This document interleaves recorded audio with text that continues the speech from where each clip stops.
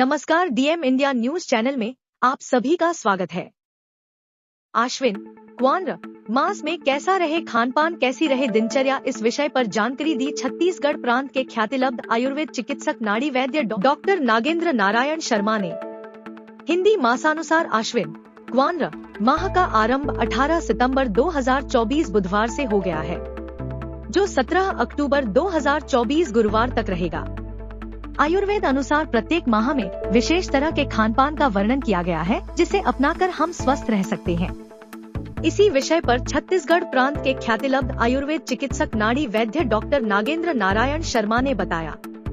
आश्विन महीना के बारे में जानकारी बताएंगे, क्या खान पान करना है, कैसे करना है, कैसे रहना है। हिंदी मासानुसार आश्विन माह का प्रारंभ 18 सितंबर 2024 बुधवार से हो गया है, जो कि 17 अक्टूबर 2024 गुरुवार तक रहेगा। आयुर्वेद के अनुसार प्रत्येक माह में विशेष तरह के खान पान का वर्णन किया गया है, जिसे अपनाकर हम स्वस्थ रह सकते हैं। जैसे कि आश्विन मास में ठंडी का समय रहता है, ठंड का समय रहता है। कहा गया है कि हमारे बड़े बुजुर्ग कहते थे कि भादों में ठंड का जन्म हो जाता है।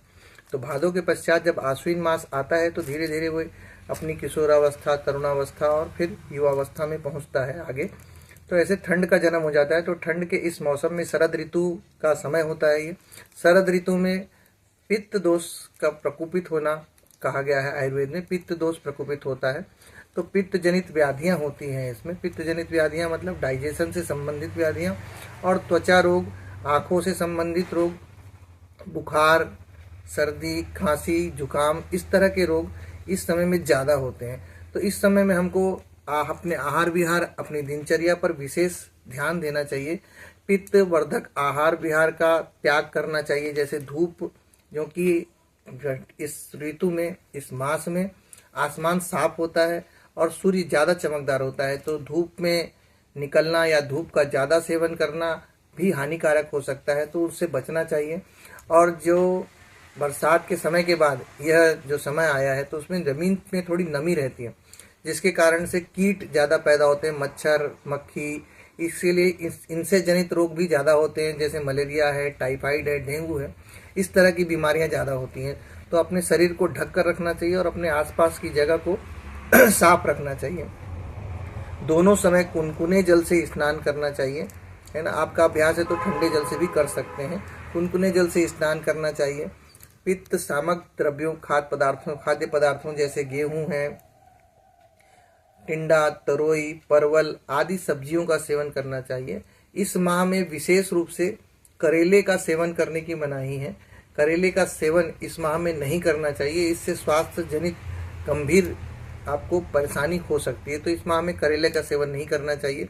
आश्विन माह में कहा गया है कि गुड़ का सेवन करना चाहिए, तो गुड़ का सेवन करना चाहिए, जिससे हमारे शरीर में ऊर्जा बनी रहे, क्योंकि इस माह में बल भी थोड़ा मध्यम हो जाता है शरीर का, तो ऊर्जा बनी रहे, इसलिए गुड़ का सेवन करना चाहिए, ताकि वो हमको शक्ति प्रदान करे और हमारे डाइजेशन में मदद करे।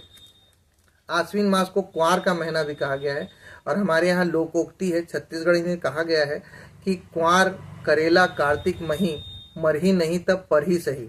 मतलब क्वार में जो करेला खाएगा और कार्तिक में मही अर्थात छाछ का सेवन करेगा, वो यदि मरेगा नहीं तो बीमार तो जरूर पड़ेगा। मतलब ये निश्चितता है कि इस तरह का आहार करने से आपको स्वास्थ्यगत परेशानियां हो सकती हैं, तो इसका विशेष ध्यान रखना चाहिए।